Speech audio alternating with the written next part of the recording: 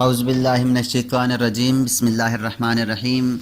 तमाम देखने और सुनने वाले स्टूडेंट्स को टेक्निकल एक्सपर्ट्स पर खुश आमदीद।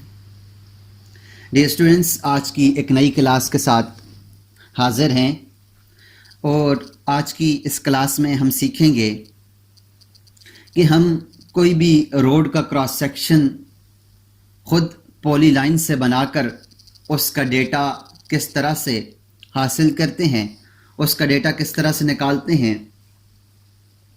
तो उम्मीद करता हूँ आपको ये वीडियो अच्छी लगेगी।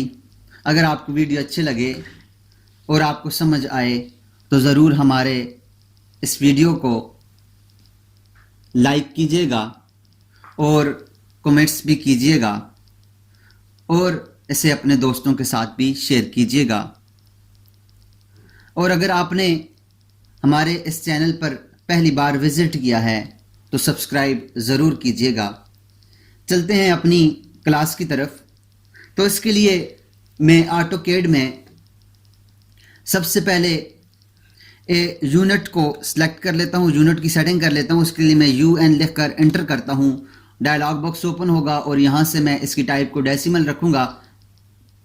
प्रिसीजन को मैं 0.00 कर देता हूँ और यहाँ से इसको मैं मीटर्स में कर देता हूँ। इंसर्शन स्केल्स को मैं मीटर में कर देता हूँ और ओके कर दूंगा। यूनिट की सेटिंग हो गई है और मैं यहाँ पर एक पॉली लाइन लेता हूँ। पॉली लाइन के लिए मैं PL लिख कर एंटर करता हूँ और यहाँ से मैं कोई भी एक लाइन लगा लेता हूँ किसी भी तरह से। जैसे हमारे पास ये ज़मीन है या कुछ इस तरह की मैं लाइन लगा लेता हूँ। ये हमारे पास ज़मीन है, ज़मीन का इस तरह का लेवल है या कोई भी ऐसी चीज़ है, कोई भी हमारे पास लाइन है। इसका डेटा हम किस तरह से मालूम करेंगे? मिसाल के तौर पर ये हमारे पास नेचुरल सरफेस लेवल ही है, इसको मैं ग्रीन कर देता हूँ और इसके ऊपर मैं एक रोड डिज़ाइन के लिए एक और लाइन लगा लेता हूँ। मैं यहाँ से PL लिख कर एंटर करता हूँ और यहाँ से मैं एक रोड डिज़ाइन के लिए इस तरह से एक लाइन लगा लेता हूँ। इसमें कुछ कटिंग आएगी और कुछ इसके अंदर फिलिंग आएगी। ये मैंने एक लाइन लगा ली है। ये मिसाल के तौर पर ये हमारे पास ग्राउंड लेवल है, जो नेचुरल ग्राउंड लेवल है वो है और इसके ऊपर ये रोड डिज़ाइन हुई है। इसका डेटा हम किस तरह से निकालते हैं और निकालने के बाद हम इसको दोबारा ऑटोकैड में किस तरह से ड्रा कर सकते हैं। स्टूडेंट्स, इसका एक तरीका तो ये है, हम किसी पॉइंट, हमारे पास कोई पॉइंट है, कोई भी जगह है, उसको किसी एक पॉइंट का डेटा निकालने के लिए हम ID की कमांड लेते हैं किसी भी एक जगह का। मिसाल के तौर पर अगर हमारे पास कोई 4 कोनों वाली कोई रेक्टेंगल है, अब इस रेक्टेंगल के 4 कोनों का अगर हमने कोई कोऑर्डिनेट्स निकालने हैं तो उसके लिए हम ID की कमांड लेते हैं। ये अक्सर ऐसे होता है जहाँ पर हमारे पास मुख्तलिफ कंपनियों में काम होता है। कोई अगर बिजली की कंपनी है या कोई कंपनी है, उनको कोऑर्डिनेट्स चाहिए होते हैं किसी भी जगह के। अगर किसी रोड के ऊपर हमारे पास स्ट्रीट लाइट लग रही हैं तो स्ट्रीट लाइट के लिए सबसे पहले जो उसके लिए फाउंडेशन बनती है, तो फाउंडेशन के 4 कोनों के निशानात दिए जाते हैं, कोऑर्डिनेट दिए जाते हैं। वहाँ से फिर साइड पे जाकर उनको ले किया जाता है और उसके बाद फिर उसकी बुनियाद बनाई जाती है। या फिर हमें कोई क्रॉस सेक्शन बना रहे हैं, कोई भी और कोई रोड के अंदर काम कर रहे हैं या बिल्डिंग में कहीं पर काम कर रहे हैं, तो हमें किसी एक जगह का या किसी एक जगह का या किसी कोई पॉइंट्स का हमें कोऑर्डिनेट्स चाहिए हैं, तो हम उसके लिए ID की कमांड लेते हैं। मैं ID कमांड लगाकर आपको ID के बारे में समझाता हूँ, उसके बाद फिर हम अपने काम की तरफ बढ़ेंगे क्योंकि ये भी इम्पोर्टेंट है। यहाँ से मैं कमांड प्रॉम्प्ट के ऊपर ID लिखकर एंटर करूँगा। एंटर करने के बाद ये कहता है ID स्पेसिफाई पॉइंट। मैं कोई भी यहाँ से एक पॉइंट दूंगा। मैं यहाँ से ओ स्नैप को ऑन करता हूँ ताकि ये पॉइंट के ऊपर ले। मैं इस पॉइंट के ऊपर क्लिक करता हूँ तो आप देखें उसने हमें X की भी वैल्यू दे दी और Y की भी वैल्यू, ईस्टिंग भी दे दी है। ये X ईस्टिंग होता है और Y नॉर्थिंग होता है। ईस्टिंग के कोऑर्डिनेट भी इसने हमें दे दिए हैं और नॉर्थिंग के कोऑर्डिनेट भी इसने हमें दे दिए हैं। और अगर हमने करना हो इसके ऊपर कोई क्रॉस सेक्शन है तो क्रॉस सेक्शन के लिए एक हमारे पास ये जो x होता है, ये x हमारे पास इसका होता है ऑफसेट होता है, और वाई हमारे पास इसका एलिवेशन होता है।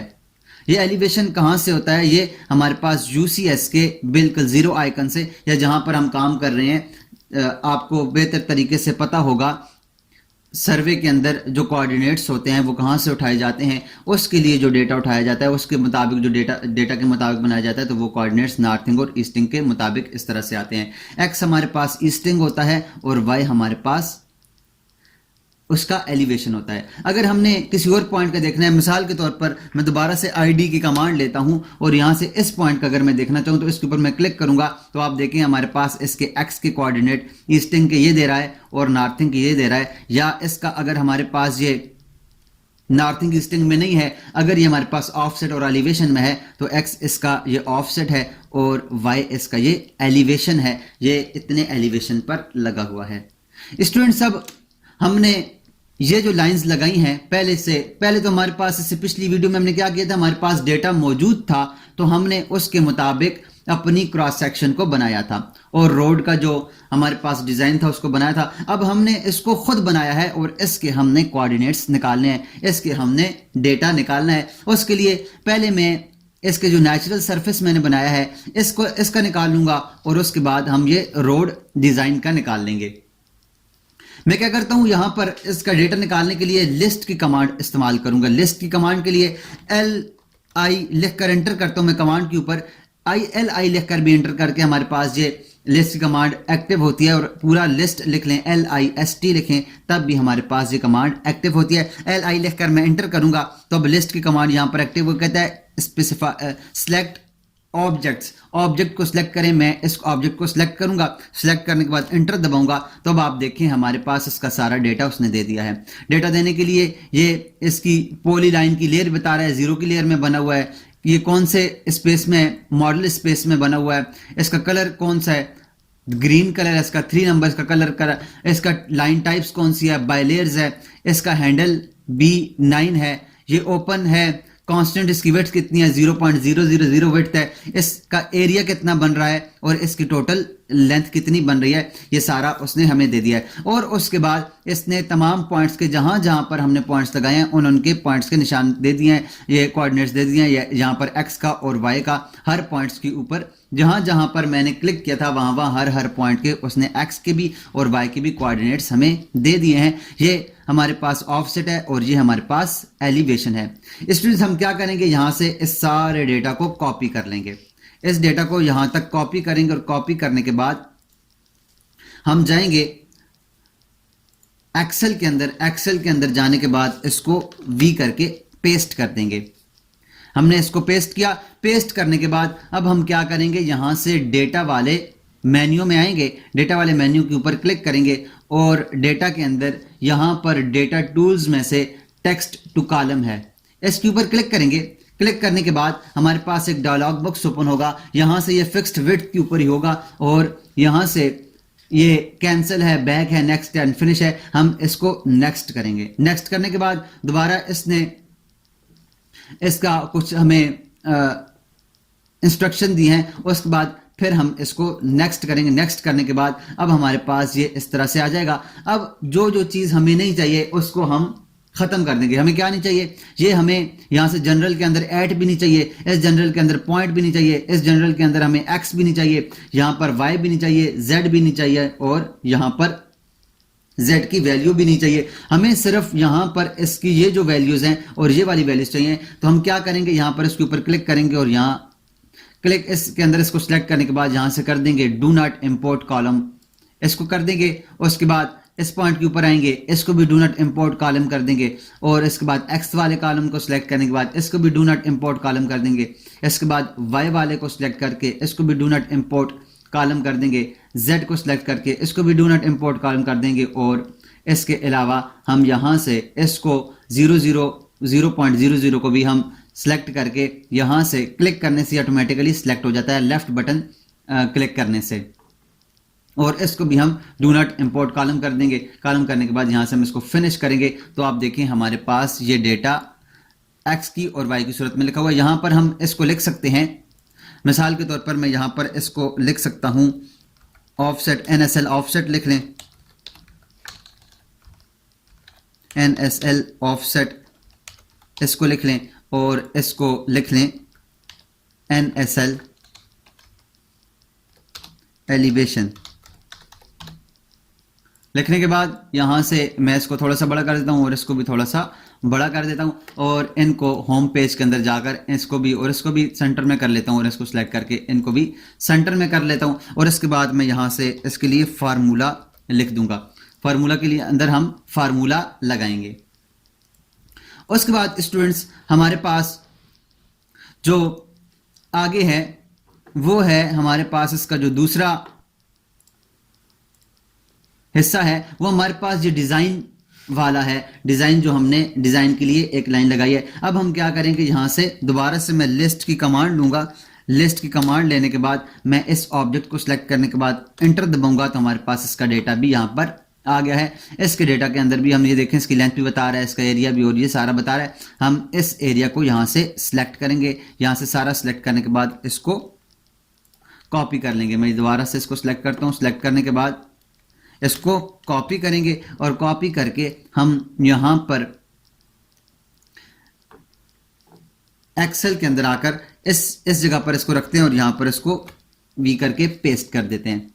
पेस्ट करने के बाद स्टूडेंट्स हम क्या करेंगे, दोबारा से डेटा वाले कॉलम में जाएंगे, डेटा वाले मेन्यू में जाएंगे। यहां से हम डेटा टूल्स के टैब में आएंगे और इधर से टेक्स्ट टू कॉलम करेंगे और यहां से इसको नेक्स्ट करेंगे, फिर नेक्स्ट करेंगे और इसको सिलेक्ट करने के बाद डू नॉट इंपोर्ट करेंगे। इसको क्लिक करने के बाद डू नॉट इंपोर्ट। ये तमाम जितने भी हैं जो हमें ज़रूरत नहीं है, इन तमाम इंग्लिश वाले को भी और जिनकी हमें ज़रूरत नहीं है, इन तमाम को हम डू नॉट इंपोर्ट करने के बाद इसको यहाँ से फिनिश कर देंगे। तब आप देखें हमारे पास ये दोनों लिखे हुए आ गए हैं। अब मैं इसको इन दोनों को सिलेक्ट करता हूँ।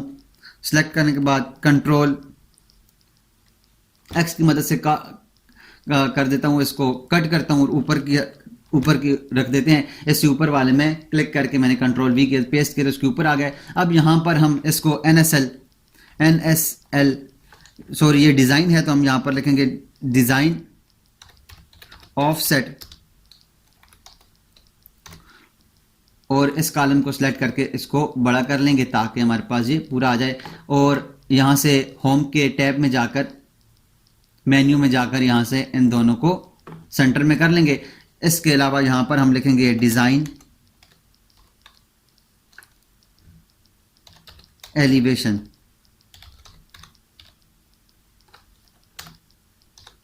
डिज़ाइन एलिवेशन लिखने के बाद मैं इसको भी यहाँ से बड़ा कर लूँगा और इसको भी सेंटर में कर लूँगा। उसके बाद स्टूडेंट्स अगले कॉलम के अंदर मैं लिखूँगा फार्मूला।